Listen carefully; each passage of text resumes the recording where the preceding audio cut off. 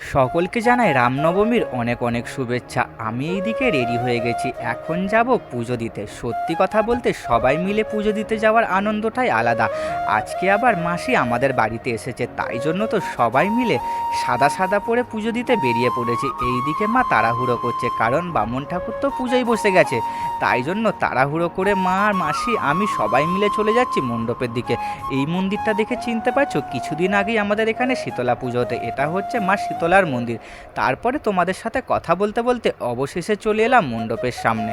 এসে দেখলাম এখনো পর্যন্ত পুজোই শুরু হয়নি, কারণ চারিদিকে আজকে রাম পুজো। কোন মাইকের আওয়াজ মা শুনতে পেয়ে বলছে তাড়াতাড়ি চো, পুজো শুরু হয়ে গেছে। মা বলছে অবশেষে ভালোই হলো, শান্তিভাবে তো অঞ্জলিটা দিতে পারবো। তোমাদের সাথে কথা বলতে বলতে দেখছি বামন ঠাকুর এইদিকে আরতি শুরু করে দিয়েছে, আর সেই আরতির তাপ মনের মধ্যে ঠেকিয়ে আমি নিজের মনটাকে একটু শান্তি করলাম, আর তার মধ্যে নিজেকে একটু ক্যামেরার মধ্যে বন্দি করে নিলাম। ভিডিওটা কেমন লাগলো অবশ্যই কমেন্ট করে বলে, ভিডিওটা ভালো লাগলে লাইক কমেন্ট শেয়ার করে দেবে।